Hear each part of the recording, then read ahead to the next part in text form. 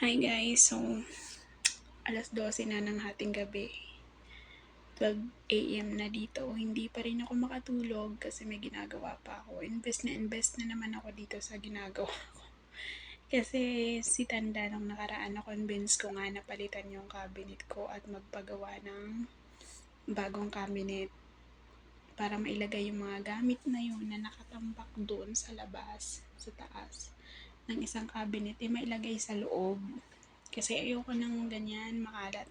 Isang taon na ako nag-aantay na mag-action sila. Pero nung nakaraan lang si Tanda na convince.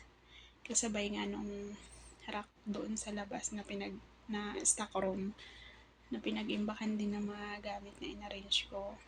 So, na-convince ko siya. Pagawa siya nitong cabinet. Ayan. Ayan siya. Ganyan siya kalaki. So, ito yung damitan ko. Yung side na yan is damitan ko. Diyan yung mga gamit ko. So, ito yung pinagawa niya. Lahat dapat to ganito lang.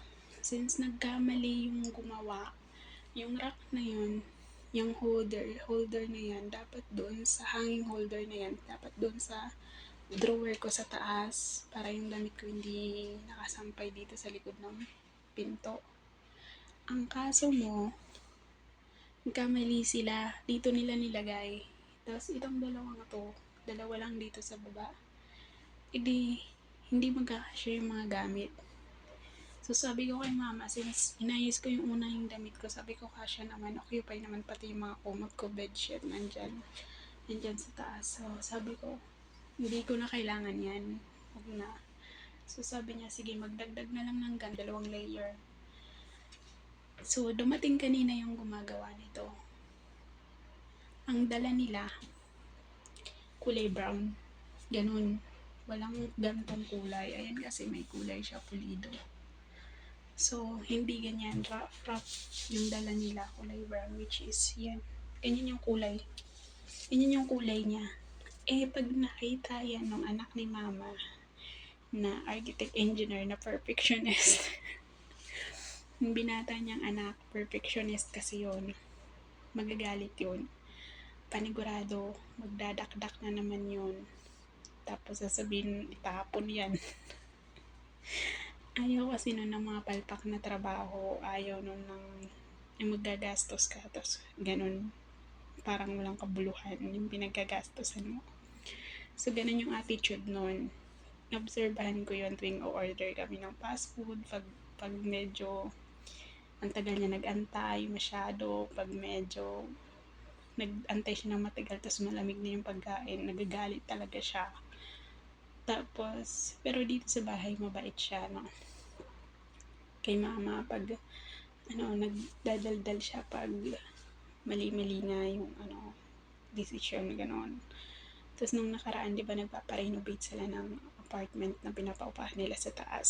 Sabi niya, kick out niya daw yung gumagawa ng renovation sa taas kasi puro palpak daw yung gawa. Puro daw mali-mali yung instruction, mali-mali sa instruction na pinapagawa niya. So, ayun, alam ni mama yung ugali nun. Kaya sabi ni mama sa akin, tulungan ko siya.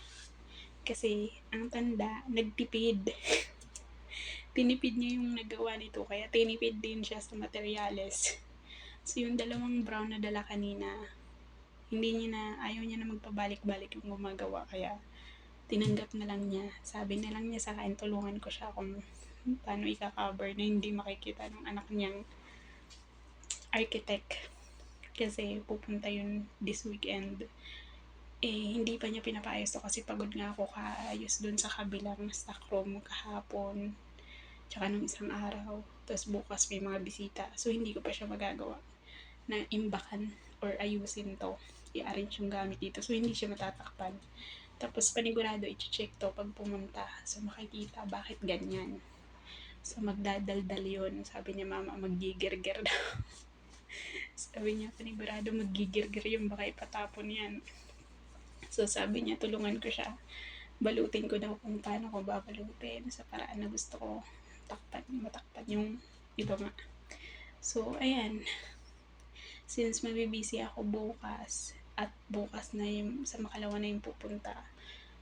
Kasi bukas may bisita, may tanghalian dito. So, tiyagaan na ako bago matulog. Gagawin ko na siya. Ito, binalot ko na to, natapos ko ng balutin. Supra to, yung tablecloth nila, table cover nila pag kumakain. So, ayan. In-edgecast tape ko lang. Sana okay na siya. Kaso pag sumilip, pag sumilip dyan sa baba, makikita niya. Pero siguro hindi naman, bubuksan lang ganyan. So, sana hindi na sumilip. Kasi, wala, yun lang yung kaya kong gawin. Trinay ko siya balutin buo, kaso manipis, nakikita pa rin dito. So, tinupay ko ganito. Ayan. Ganyan kasi siya. Tinupay ko. Yan.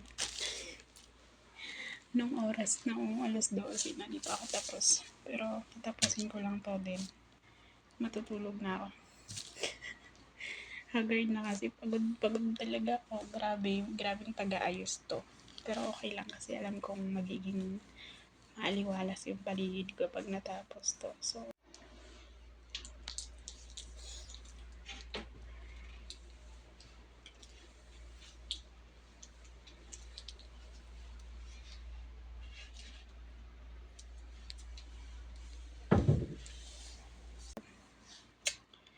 yun lang.